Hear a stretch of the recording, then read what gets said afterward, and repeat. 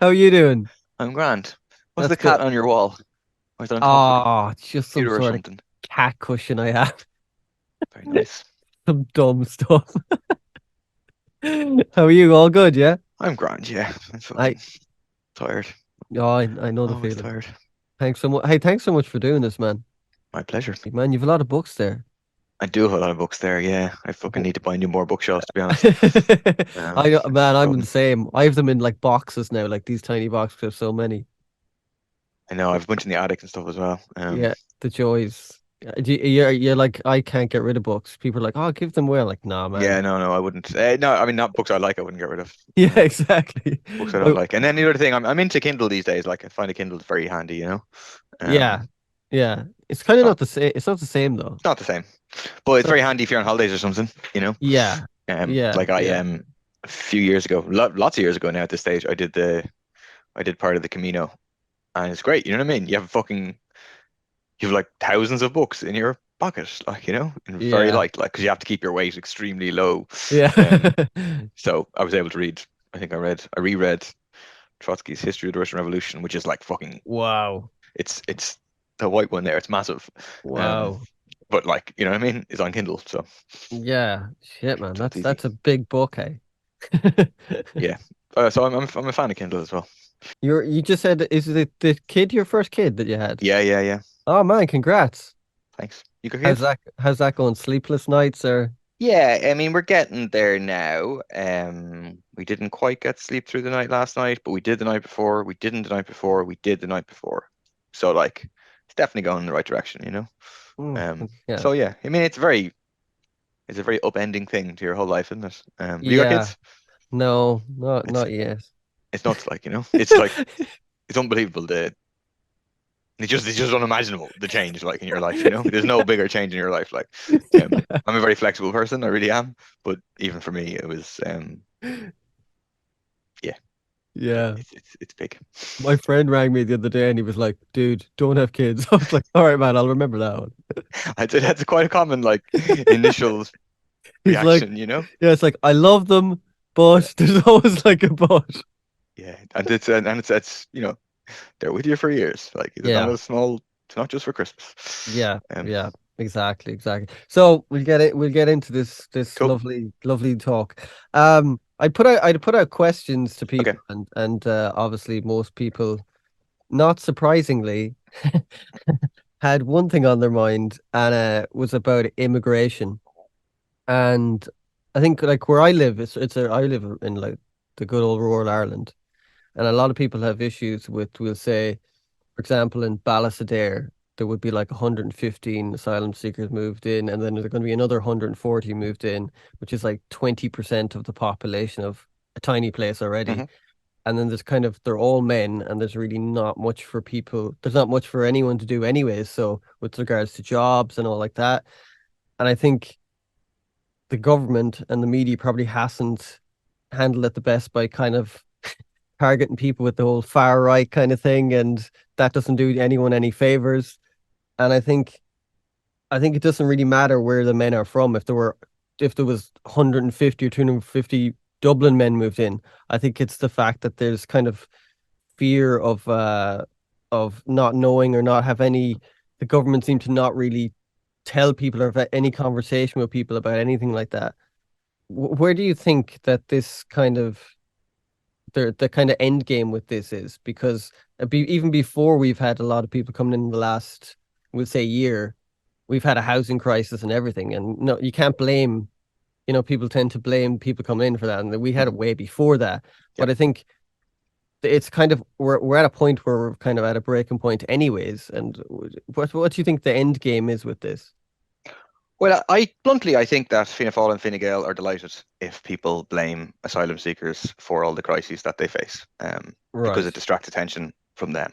They need to be careful in how they play that. They Yeah. can't play that very openly. Hmm. Um, but I think they're quite happy with it, quite happy to stoke it, quite happy to suggest. I mean, I was on the show on Virgin Media, the Tonight Show, Okay. with I can't remember if it was Fianna Fáil or Fine Gael, but she said she said, yeah, though, well, very difficult, the housing crisis, all these Ukrainians coming in, it's a great excuse for them. Mm, Um, and I think, like you said, like, it's just, that's bollocks. Like, it is not true. If all the refugees went home tomorrow, all the asylum seekers went home tomorrow, we would still have a housing crisis mm, because, like, just practically speaking, asylum seekers are in like horrendous, overcrowded accommodation, the kind of horrendous, overcrowded accommodation that the 12,000 like most of the Irish homeless people are in. So they're not in the homes that we need. mm, So I think the government is very happy for this kind of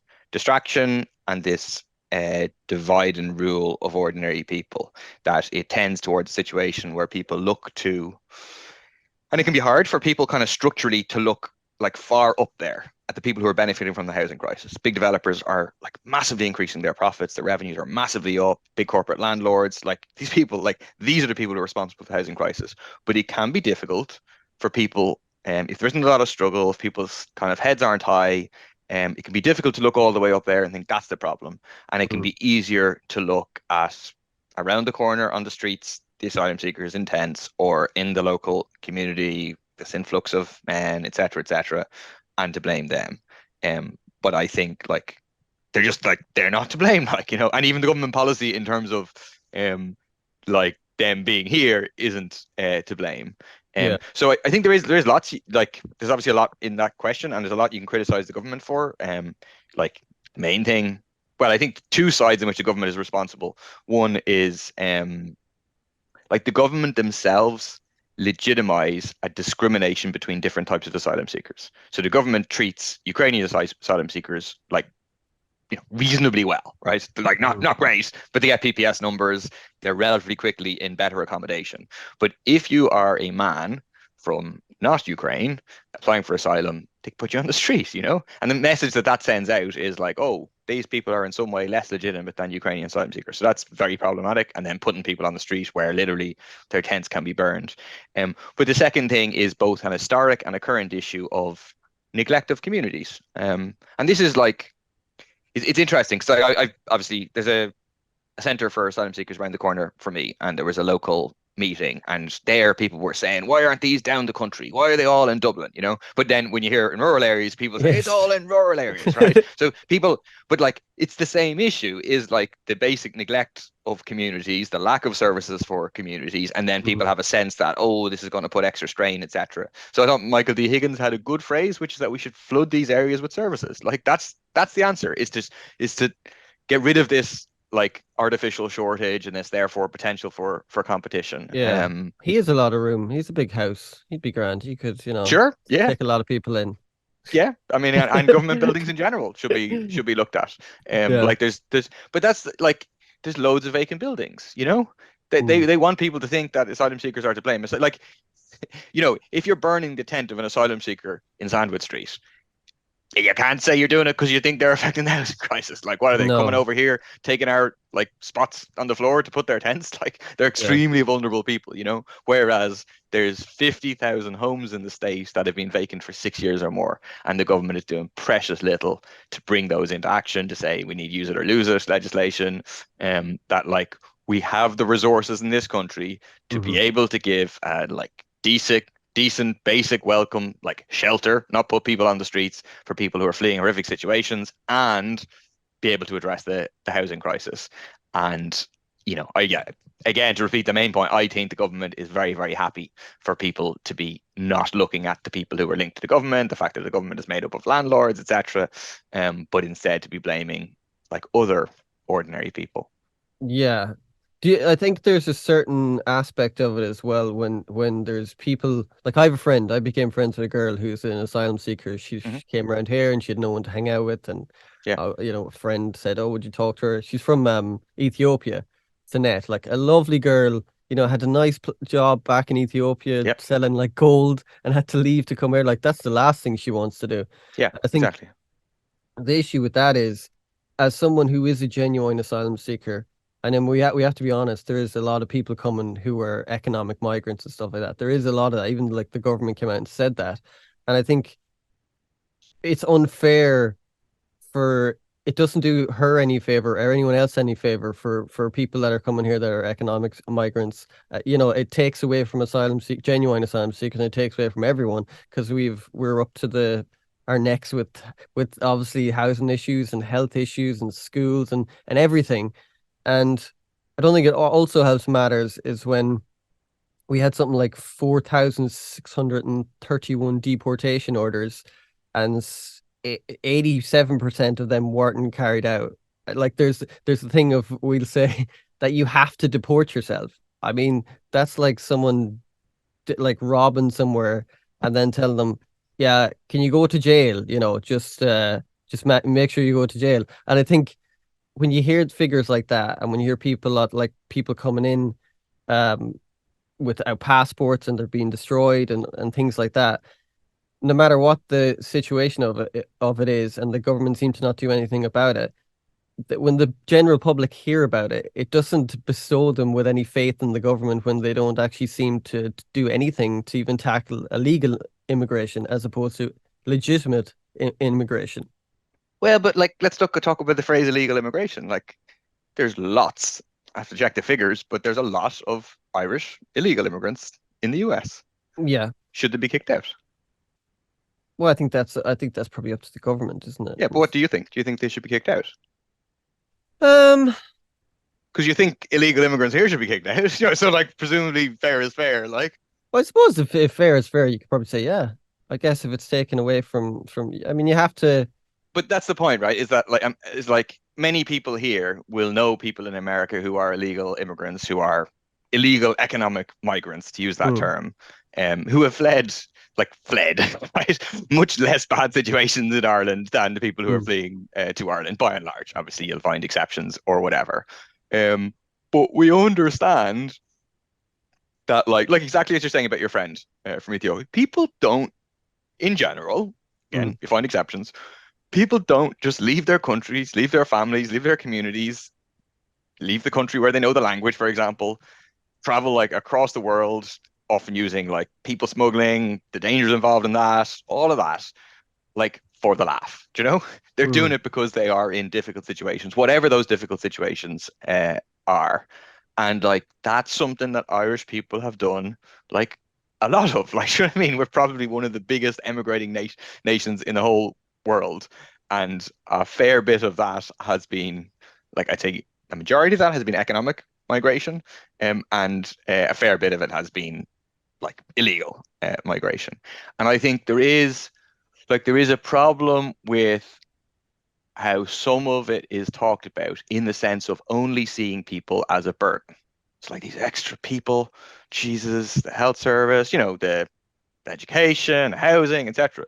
But like they're not just a burden. They're people like your friends, potentially, like often they're people who are highly educated. Like they're not obviously all highly educated, but like they're hmm. disproportionately highly educated because they're able to get out of the countries that they're coming out of.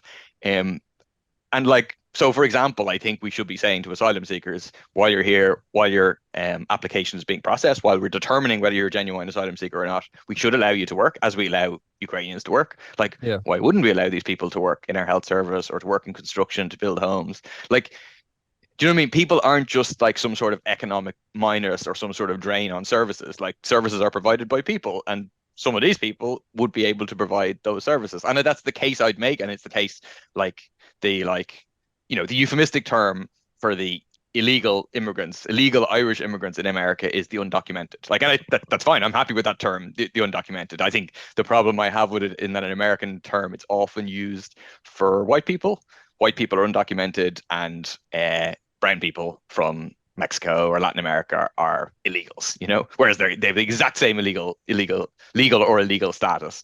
Hmm. But again, like those people are mostly working in the economy for doing service jobs, whatever, they're doing something like. So I just think we have to see like people actually have something to add, want to be integrated into the community.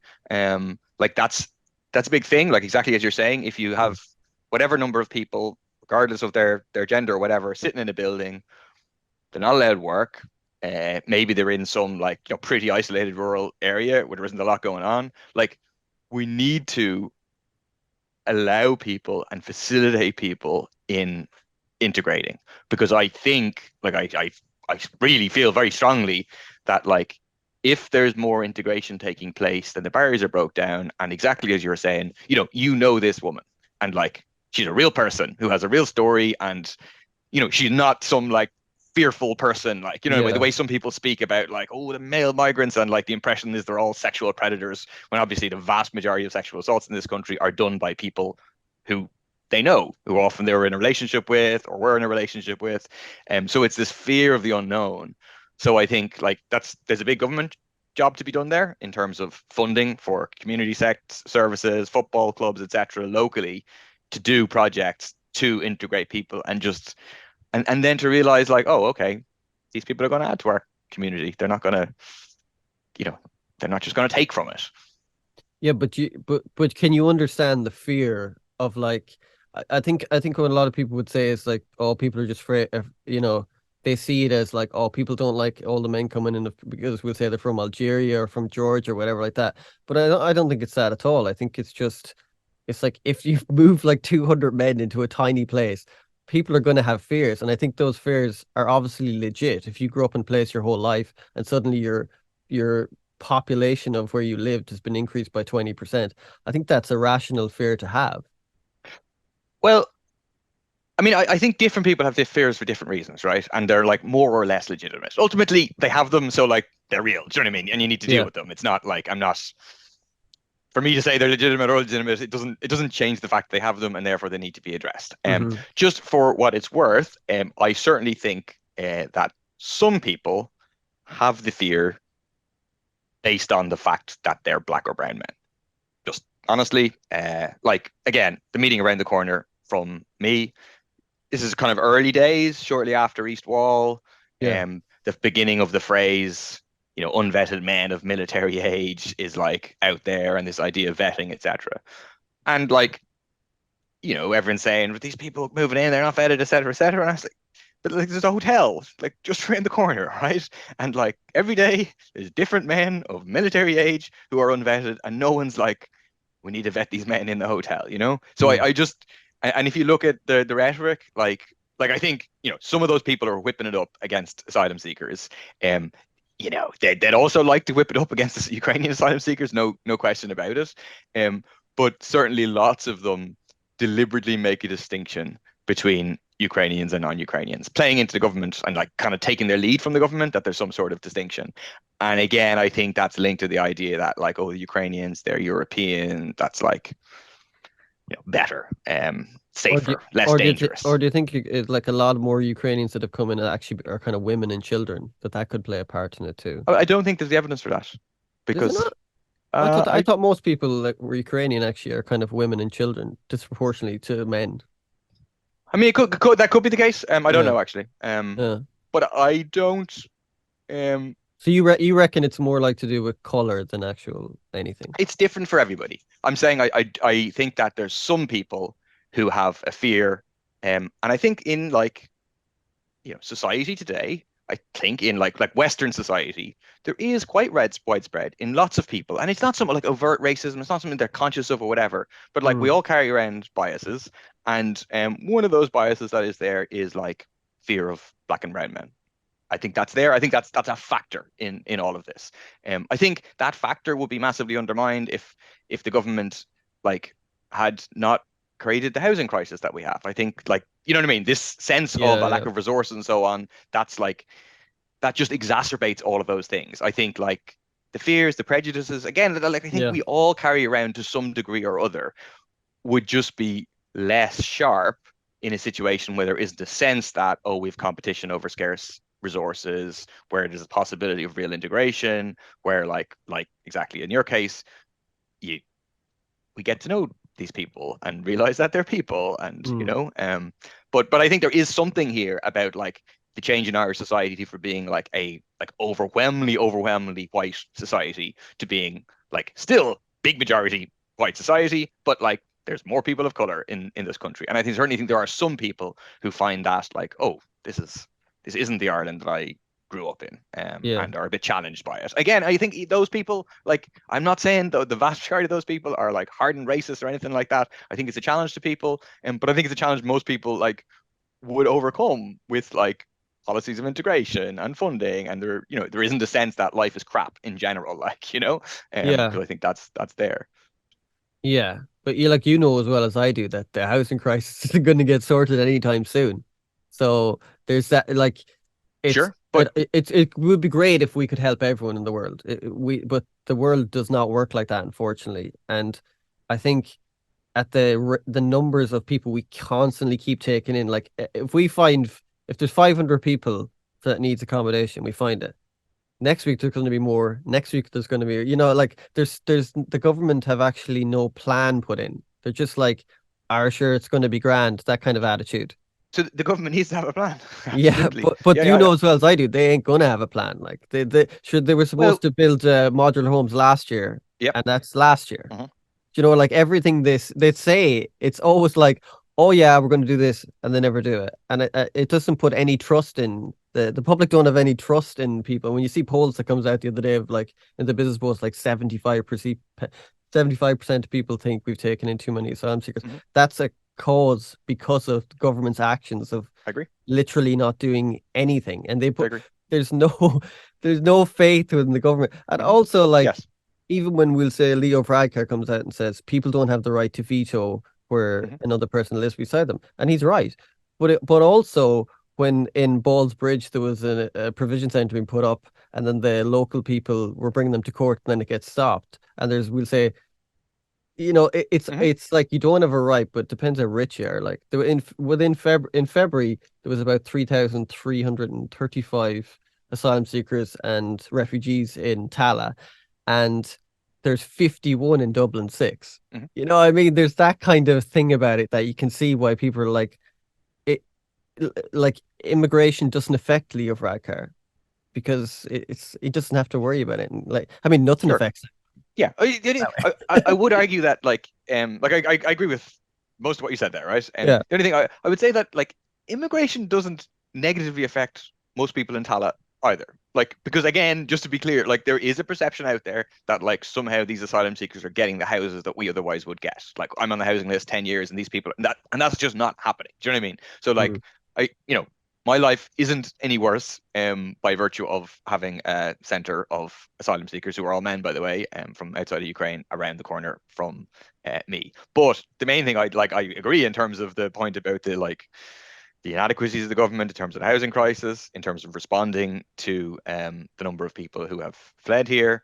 But we need to try and redevelop the movement to kick out the government and to have a left government that actually serves the interests of ordinary people.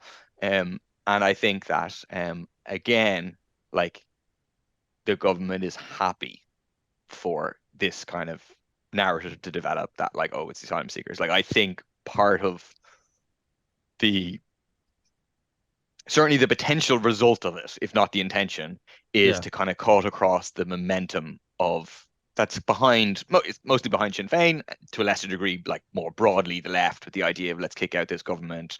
Um, and if you look at like you're right, that's like the actual number of people who are part of the far right or whatever is like, minuscule in this country.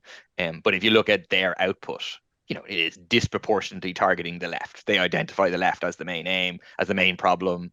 Mm. Loads of them used to be members of Fine Gael and so on. And their aim is precisely to like cut across the momentum towards the left government and try, because that obviously they definitely fear that.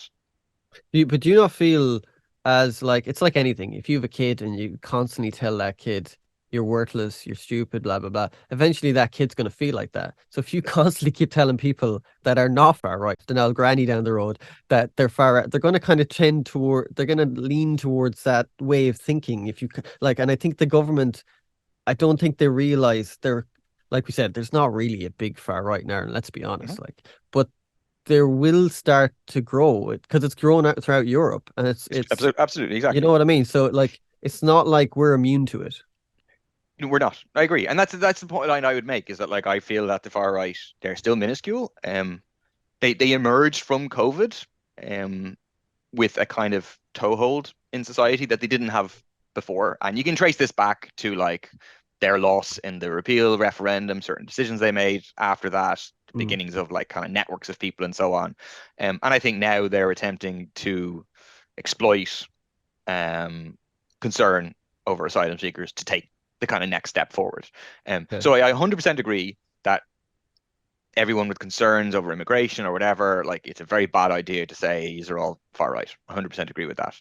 Yeah. But also because of what you're saying of the danger of their growth, and I think that's real, and the danger that they do play despite their numbers, they do play a disproportionate role in the protests against asylum seekers, I think definitely. Um, it still is important to call them out and to try and precisely make the point, like, to those who have concerns about immigration, that like you'd want to look into who these people are and you'd want to not like just follow all their fucking YouTubes and Right. Yeah. whatever Yeah. and Yeah. fall down there because they have a broader agenda, which is about bringing Ireland back to the way it was in the 50s, Magdalen laundries, industrial schools, Catholic Church in a position of domination. Do you know what I mean? They're happy to jump. They went from COVID, migration, fucking attempting to take books out of libraries. You know what I mean? Whatever issue they think they can whip up support. So I think there is a balance there. Like, because I agree. Like, I think the far right also likes to say, "Oh, wait, we're not like." Do you know what I mean? Some of the accounts you'll have on Twitter, like what's far right? You go onto the accounts, well, like you're like quoting from Twitter from Hitler on your account. Do you know what I mean? I suspect you're actually far Not a right. You good know, so idea. some of them play with that, like that, Right. like oh, Uh, right so far, not far right. You know what I mean? When like they know exactly who they are. Some of them, but we need to try and do you think the government intentionally like the fact that we'll say the media kind of tends to label group of people as far right? Because you could follow the old divide and conquer rule. I mean, if you keep people divided, it's a great way to kind of, if people are divided, they're not going to Mhm. get together and solve anything. Yes, but I think that's the purpose of the far right. I think is to divide people. Like ultimately, they're like the tools, witting or unwitting, Mm, of like the economic power in this country. You know what I mean? It's not an accident that they are against the eviction ban, right? So they're on the right. side of landlords. They're in favor of landlords being able to kick tenants out because that's ultimately like they support the capitalist system. You know what I mean? Hitler didn't overturn capitalism. He like made a like very authoritarian form of capitalism, as did Mussolini. Like, and that's what they want. So like. Yeah, I mean, I don't trust anything that the government says, like, right? I don't think they're genuine, So, like, yeah, like, they can't be trusted. That's like 100% the case. Yeah, yeah. I like feel like, and I think a lot of people feel like the government kind of have a slight disdain for Irish people. Like, But people in general, they have a disdain for ordinary people. Doesn't matter where they come from. They yeah. they have a and they want to ingratiate themselves with like the European elites, for example. Like, that's part of what maybe not, but like it's definitely a part of the drive towards militarization, participating in more and more NATO projects. They want to be like grown-up people at the big tables in Europe, being mature, which means like heading towards joining NATO. Like Yeah, that's like look at our neutrality. Like it's mhm, fucked. Like we had to like we should have been proud of having been a neutral country, and now it's slowly getting eroded and eroded and eroded. And I think exactly. that's such a sad thing to see. Like, I mean, I don't know. I was always proud that we were a neutral country Mhm. and not get involved in bullshit. You know? And most people are, and Yeah, so that's precisely why they're doing like it's like this like the frog boiling kind of technique, whereby you do it bit by bit by bit. I mean, literally almost I was going to say every day, right? It's not quite every day, but every week there is new developments in terms of eroding what is left of yeah, neutrality. Like yes, literally yes, every week. I don't think that's an exaggeration. I think if you go yeah, back over the last like 4 or 5 months, you'll find something, some news item once a week at least, which is chipping away at this. Um, and they're attempting to do it behind the backs of ordinary people, because they know the public opinion is against them. It's mm, this like funny thing, at the start of the war in Ukraine, Putin's invasion of Ukraine, they clearly sensed here's a moment where we can use this kind of shock doctrine style to overturn neutrality and what is left of neutrality, right? Because in reality, they're allowing Shannon Airport to be used by US troops, etc., etc. yes. And they For started out by years. saying, we need to have a public debate. We need to have a public debate about this. But then, like, we were like, okay, yeah, let's have a public debate. We put forward a bill for a referendum to insert neutrality in the Constitution. They voted against it. Um, then they're like, they keep going on about the need for a public debate, but like, public debate is happening, as in out on the streets, people talking to their friends, people talking to their neighbors, and like the public is still very, very solidly behind neutrality. So then, Mm, like, it's about 6 weeks ago, maybe 8 weeks ago at this stage, that Micheál Martin said, okay, we'll have a citizens' assembly on neutrality, i.e., random selection of citizens to discuss what should we do about neutrality. And then like that idea was amended, and now it's no longer a citizens' assembly. Now it's consultative forums based on the principles of the citizens' assembly. But like the most important principle of the citizens' assembly being a random selection of citizens is completely abandoned. Instead, this is like a hand-picked group of people. They've given a government selected a woman called Louise Richardson, who's a dame of the British Empire, who's an academic, who's written repeatedly in support of US militarism, the invasion of Afghanistan, coups in Latin America in the 70s and 80s. Like she's on record of this stuff and she's the chair of the thing, you know? Oh And they're going to wow, have a series of military experts. lovely And like it's woman. just it's a pre-cooked thing. Like we know what the outcome is going to be. The outcome is going to be I think the outcome is going to be we should ditch the triple lock. Like that's the next step. You know, it isn't joining NATO isn't one big bang thing. They Yeah, need to yeah. prepare for that, including increasing military spending to a point where Ireland could be considered for membership of NATO. Yeah, yeah, and like even in the aspect of we'll say asylum, how it's kind of come to Europe, like that is in part of America's imperialism. Like Hmm. America go into places, Exactly. disable everything, and then they're like, oh fuck the rest of you lads. Exactly. And that's like I want a world without forced migration, you know? Yeah, Um, yeah, yeah. and like forced migration, like the vast majority of, we should remember this, right? We're in, the Western world. The vast majority of refugees are either in their own countries, they're displaced within their own countries, or they're in neighboring countries. Something like 75% of refugees are in extremely poor countries. The vast majority don't ever make it to Europe. But like the leading causes of forced migration are war, of which US imperialism is like a very major component, repression. Mm, The US gives funding to a majority of dictatorships in the world, and increasingly climate change, of which, again, like US capitalism and the US Army are some of the biggest contributors to. So, like, mm. we need to have like it is a very unpleasant thing to be forced to migrate, as people from Ireland will understand, and we need to fight. Like, in terms of Ukraine, we should be calling for peace. We should be supporting Yeah, Lula's initiative for peace talks, I and we agree. shouldn't be sending more and more arms to Ukraine, or like in our case, supposedly non-lethal military equipment that we're sending to Ukraine. We should be calling for peace. Yeah, yeah. I'm not sure how far how is that going to happen, unfortunately. Do you think we'll say we're talking about it kind all those things come together, we'll say, with our neutrality being kind of very much eroded away, and Hmm. kind of numbers that were coming in, that people will start to look at Ireland, they're like, oh well, it's kind of not the same, whether they're right or they're wrong. I mean, immigration is a thing that is happening everywhere. It's not just Ireland, Hmm. it's happened throughout Europe. But do you think that people look at stuff like that, and they kind of look at, we'll say, even the census coming out Hmm. yesterday, and there's like an 8% growth in our population in 6 years, which is a huge, like, Hmm.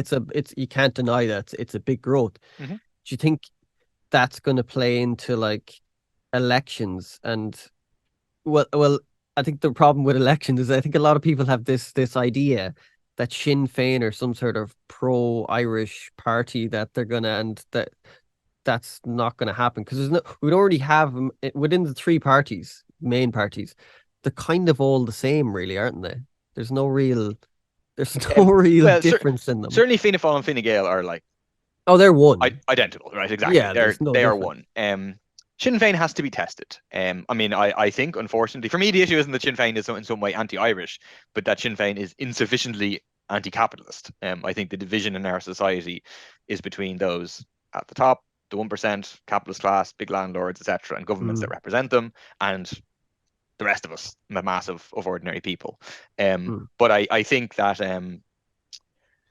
I mean, we'll see. I think there is like I think the tendency that was present at the last election and has grown since will reassert itself and to run into the next election, of the main sentiment of ordinary people being, let's kick out Fianna Fáil and Fine Gael, let's have an alternative. The idea of a left government in that mix, I think, is there. And that's, we certainly will be like campaigning strongly on that basis. We need a government without Fianna Fáil and Fine Gael, and a government that is going to take the fight to the big corporate landlords, to the big polluting corporations, mm. renationalize the energy companies, bring costs down for ordinary people, have a rapid just transition, all those kind of radical eco-socialist policies.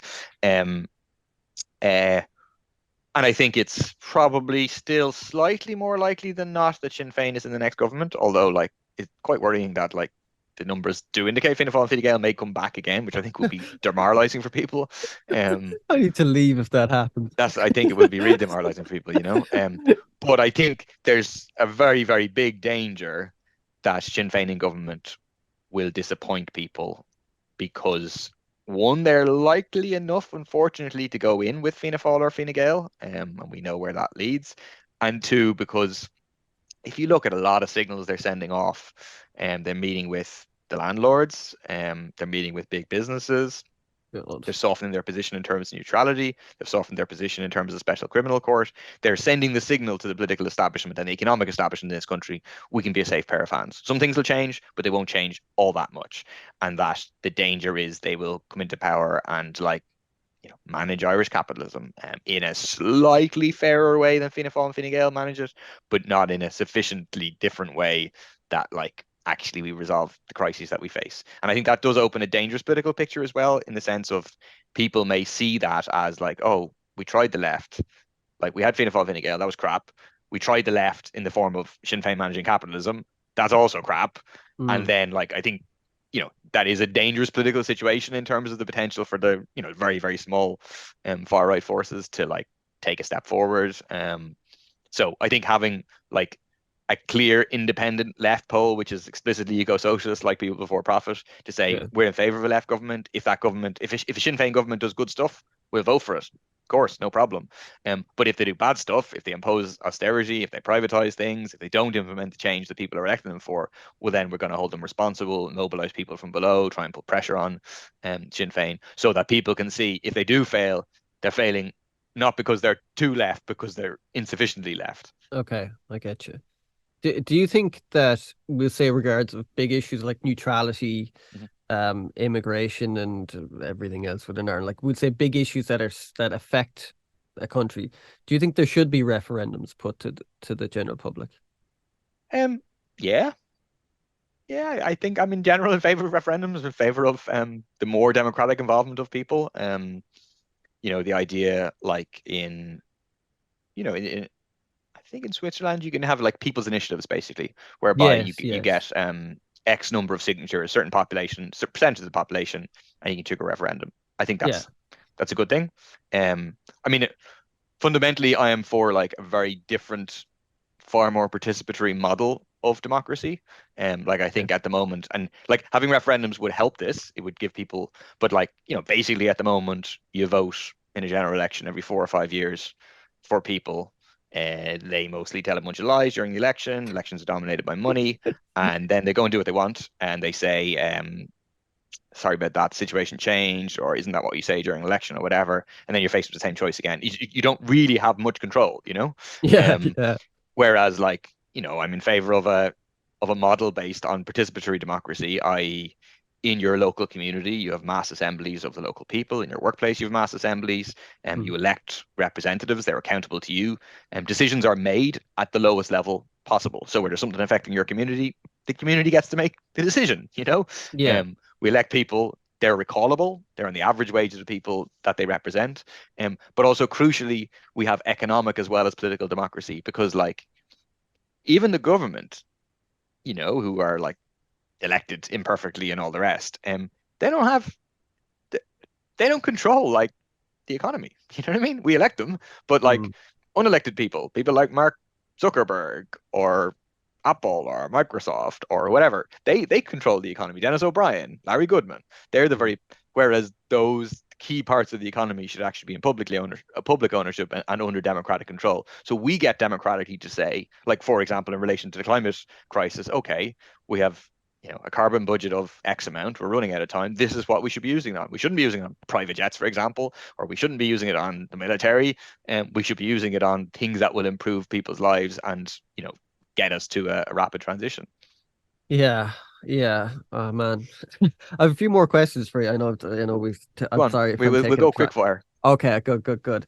Um, to do, the hate speech bill, what are the chances that I mean, that's so draconian. But what are the chances that that's actually gonna pass? Because I think they're kind of putting in the way that it's gonna be good for people that like will say like even a hate speech bill like that is actually bad for minorities. You know, I mean, it's not Mm. actually it's bad for Yeah, well, that's everyone. the evidence from Britain actually is that black people and people of color were disproportionately affected by prosecutions under a similar section in Britain because we have police forces that are institutionally racist, you know? So then powers are disproportionately aimed at people from ethnic minorities. Plus, there was I that think, story. Did you ever hear that story about that girl? It was probably the dumbest story I've ever heard.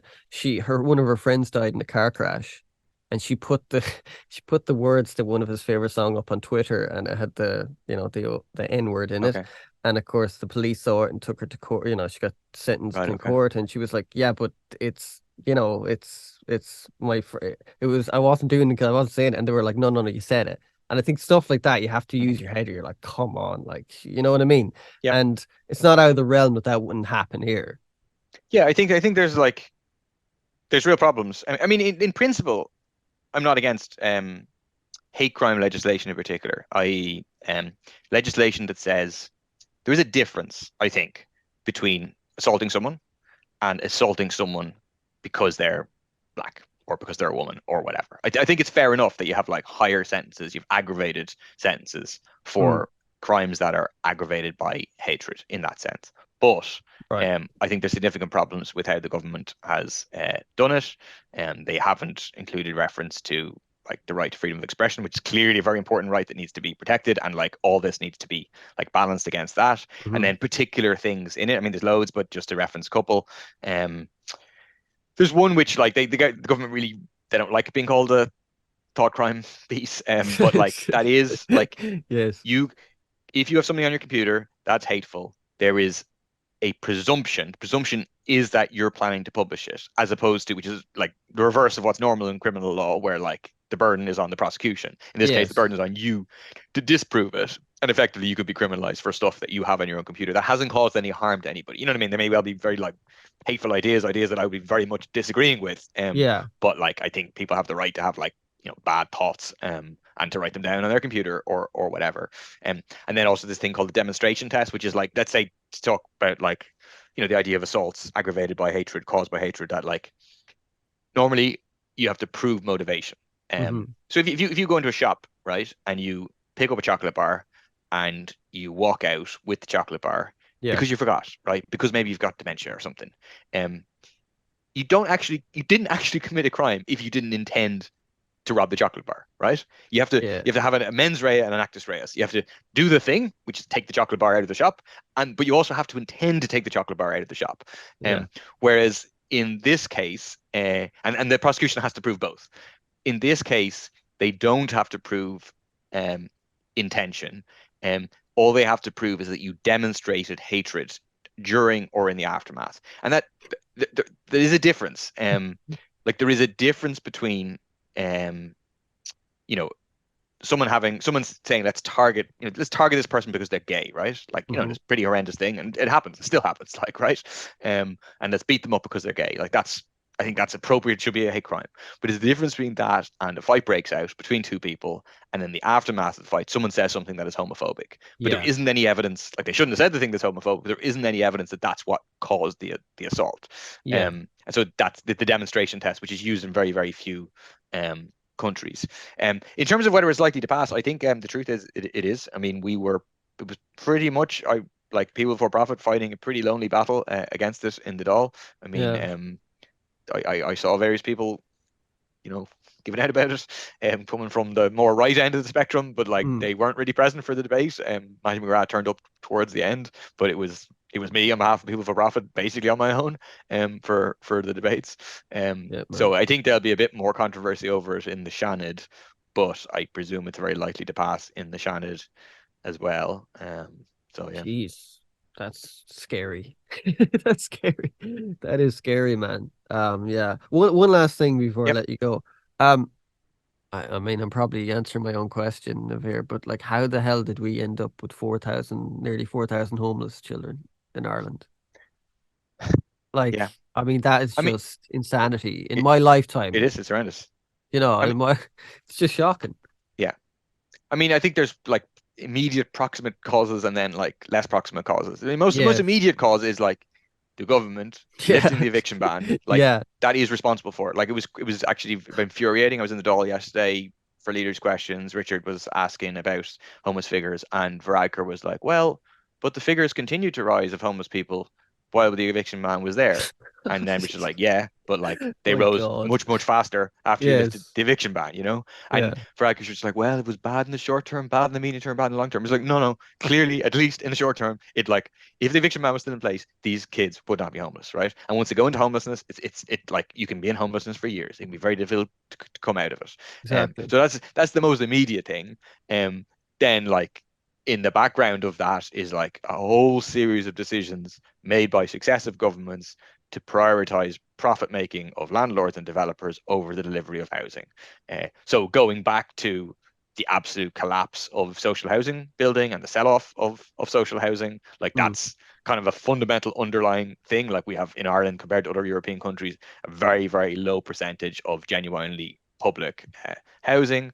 Then the government introducing policies consciously designed to increase house prices. Like a lot of people don't realize that, but that's like explicitly what the Help to Buy scheme is about, for example. It's lobbied for by the Construction Industry Federation, by the developers, like explicitly in order to keep house prices high, to keep developers investing. And then in absence of rent controls. I mean, the government likes to be like, we're not ideological, we're just pragmatic. It's you over there that are ideological. But the government is ideologically committed to the market being the solution to basically any problem that they find.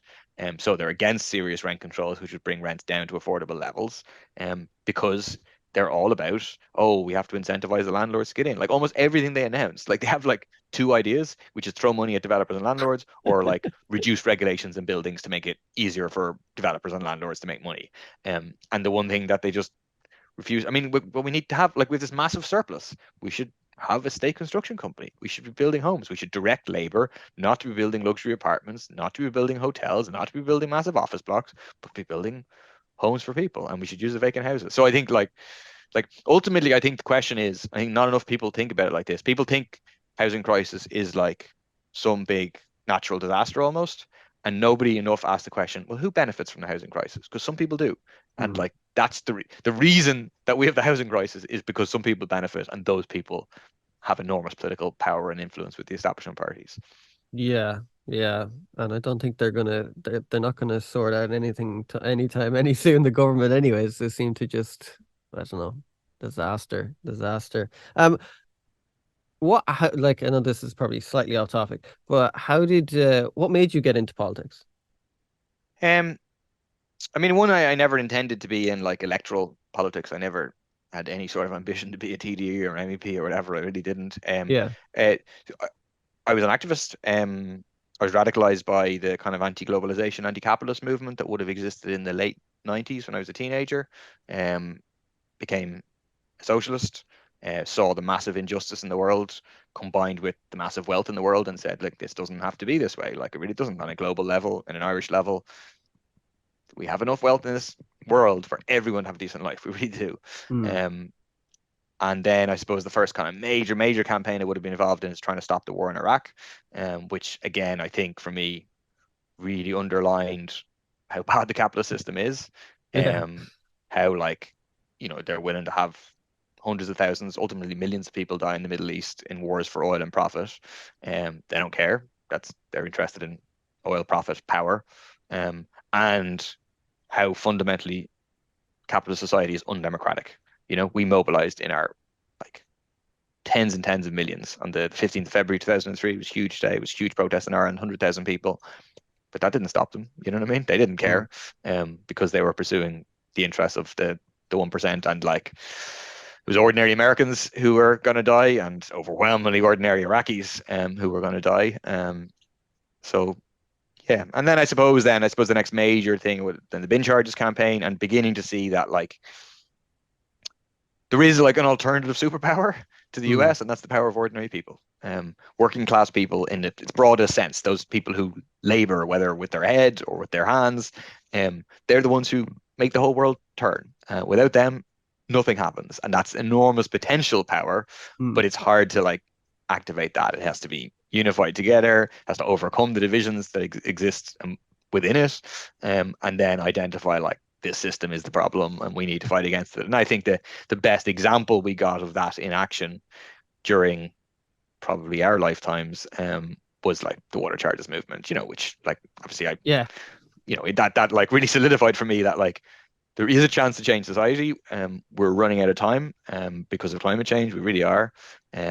But like there's nothing more important that someone can do is to try and put their life in the kind of on the scales of history on the right side. And if enough of us are on the right side and enough of us are actively engaged, hopefully that's enough to tip things before it's too late.